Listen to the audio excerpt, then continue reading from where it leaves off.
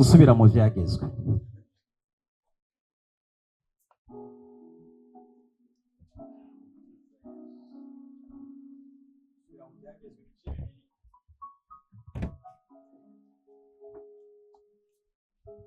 Subira mu byagezwe ibice bibiri.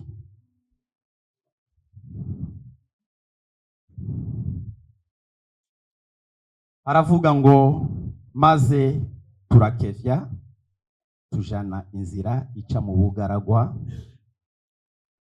iraba ku kiyaga gitukura nk'uko Uhoraho yambariye, tuzenguruka umusozi Seyiri igihe kirekire.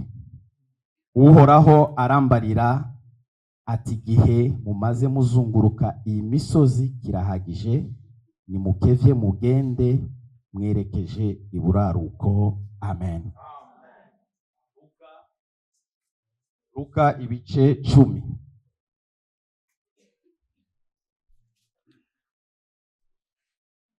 Umurongo waho wa 38.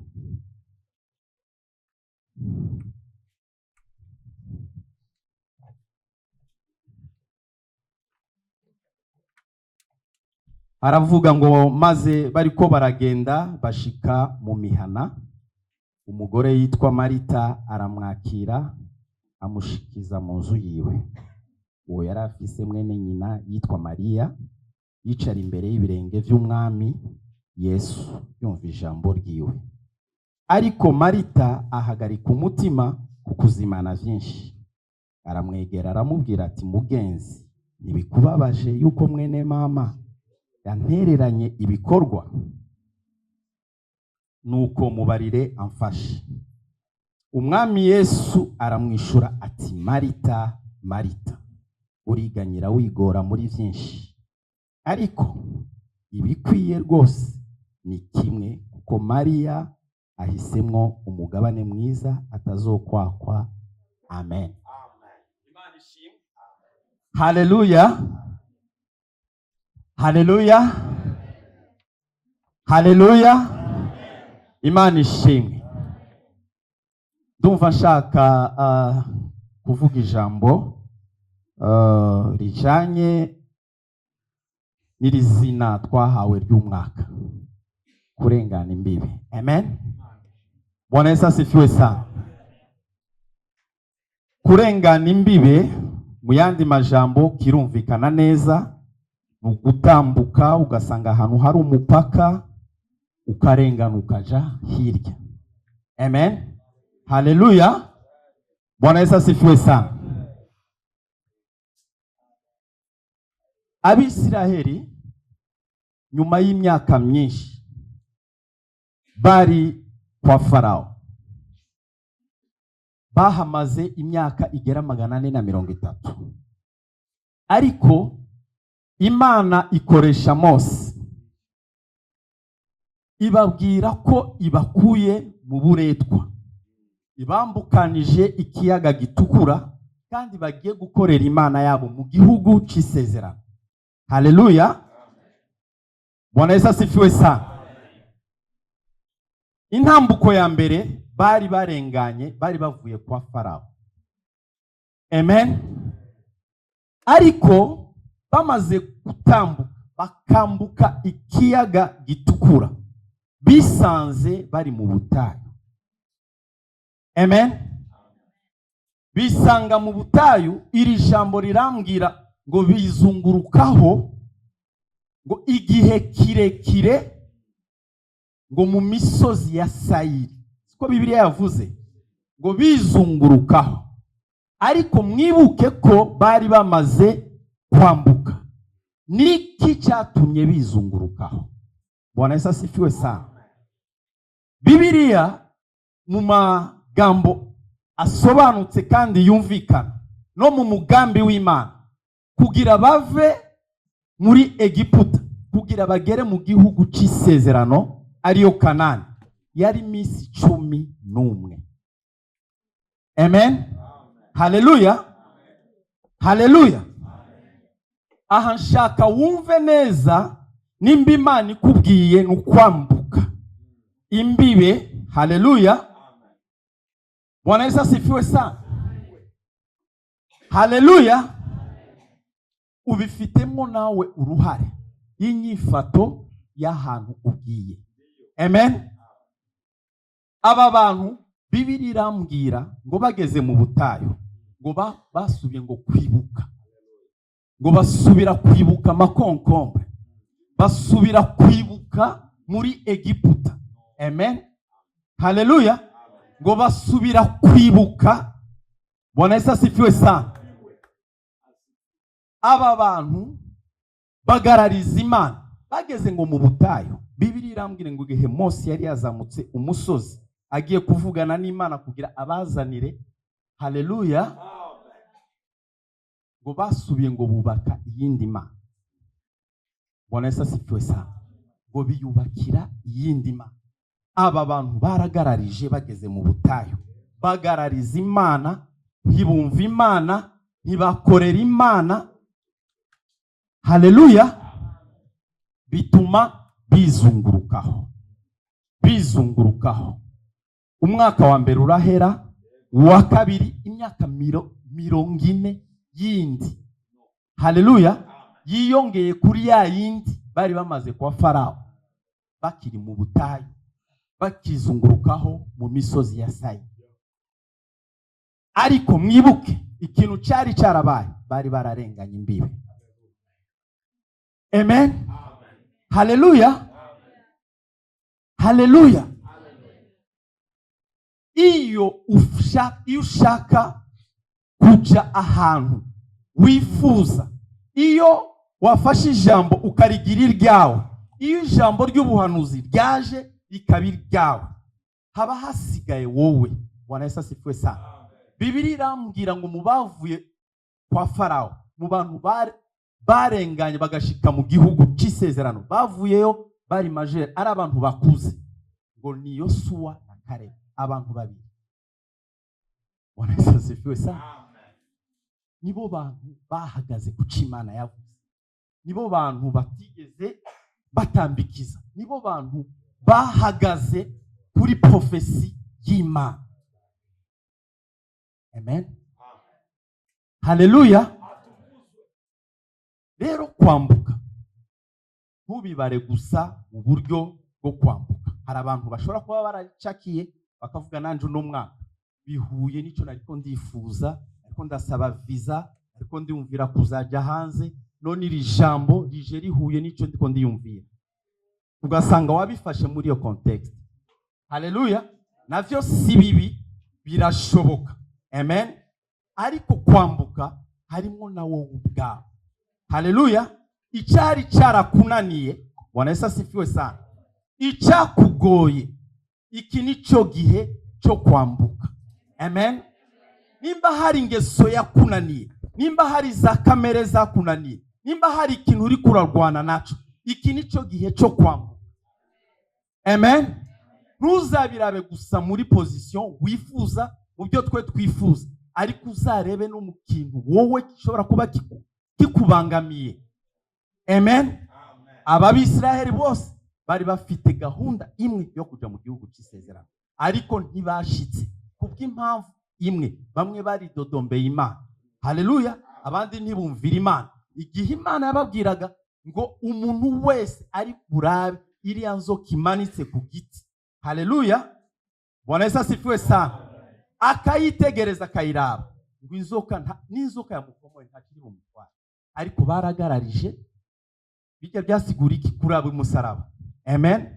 Byasigura kuraba Kristo, ko ariho hantu honyine dushobora kwakira agakiza. Ariko benshi baravyanse. Haleluya. Bwana Yesu asifiwe sana. Haleluya. Bene data, iki nico gihe cyo kwambuka. Nimba hari ikintu uzi wowe ubwawe uri kuranigana naco, vuga iki gihe cyo kwambuka imipaka giye kwambuka. Amen. Kwabidondagura umwe wese ngo dukore kuca ariko aranigana naco, ariko menya ko kwambuka atari ikintu kizaza ngo winjiye muri bisi cyangwa baguteretse mu ndege iragurutse irakwambukije. Oya, hari ibintu uzarwana naco. Haleluya. Kugira ushobore kwambuka. Imana ishimwe. Imana ishimwe. Aha ugiye gusoma munsi gatoya niho hantu ngo baje kuza kurwana n'abandi bami bakomeye. Hamwe muri Bibiliya ngira muri Zaburi 130 na 136 ivuga kurwana n'umwami Ogina. Aha, ni munsi yaho gato. Haleluya. Imana ikagenda ibaha intsinzi. Haleluya. Ku ntambuko iyo ariyo yose. Imana yari yarababwiye aba bantu bari imbere yanyu bose barabazi kandi barabatinya, ariko ntimuzabasomborotse. Haleluya. Uru rugendo uzarugendemwo n'ubwenge, ntimuzabasomborotse. Bakagenda basaba inzira, ababemereye bakarengana, abansi Imana ikabagabura mu maboko yabo. Haleluya. Nubwo babaga ari abami bakomeye, ariko Imana yararekura, yarabaha intsinzi ku ntambara zose barwana nazo. Kandi murazi ko abakristo n'intambara zama zihari, ariko ngo turushirizaho kunesha. Haleluya. Haleluya.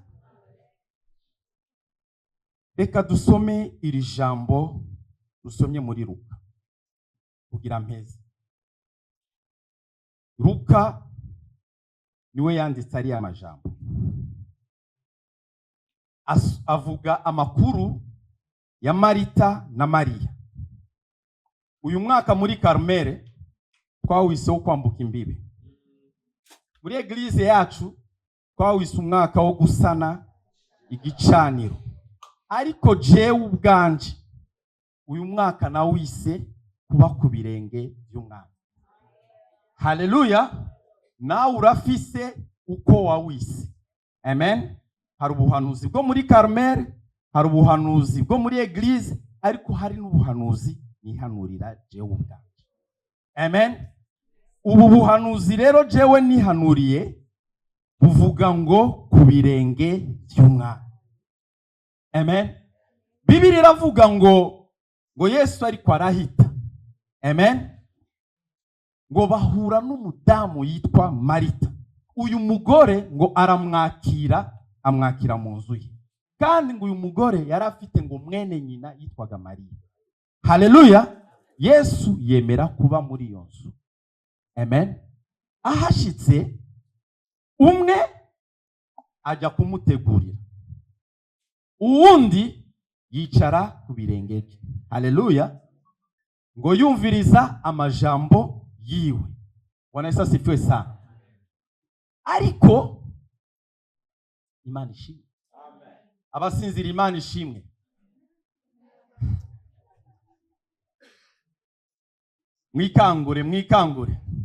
Mwikangure abasinziriye. Tuyamanike ku bwa Yesu. Abasinziriye. Haleluya. Imana ishimwe. Mwikangure ndarangije. Ngira ndangize. Mu by'ukuri tugiye kubireba. Iyi nkuru je yaranyigishije. Iyi nkuru ya Marita n'inkuru ya Mariya. Mu by'ukuri twese hano abaje muri veye suko twaje kureba Pastor Eric canke tuze kureba Evangeliste Patrick, oya, twese twaje kubw'impamvu tujemo. Amen. Haleluya. Twese dukunda Imana. Twese turegeranye, ni umwe wese afite imigenderanire yiwe n'Imana yiwe. Ariko hagati muri twese hano harimo itandukaniro rimwe gusa.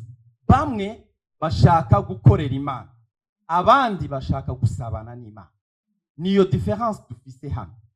Ariko uyu mugore, haleluya, amen, uyu mugore mu bigaragara yumvaga ashaka gukorera Imana, kandi yumvaga ko ariko arategurira Yesu, kandi ntibyari bibi. Ariko intention icyari nyuma nico Yesu yavuze, Marita, Marita. Haleluya. Ugiye kureba mu itangiriro, Imana irema Adamu na Eva, ibarema ikintu cyambere Imana yakoraga ngo buri mugoroba yarabagendera. Haleluya. Ata munsi numwe uvuye. Bibiliya iravuga ngo buri munsi ni mugoroba ngo Yesu, ngo Imana yarabagenderera. Amen. Mu yandi majambo, Imana ishaka imigenderanire yacu nayo. Amen. Kandi igihe imigenderanire yatakara, igihe yatakaye, igihe umwana w'umuntu yacumura. Ariko mu by'ukuri ataracumura, hari iyo migenderanire myiza yacu n'Imana. Amen.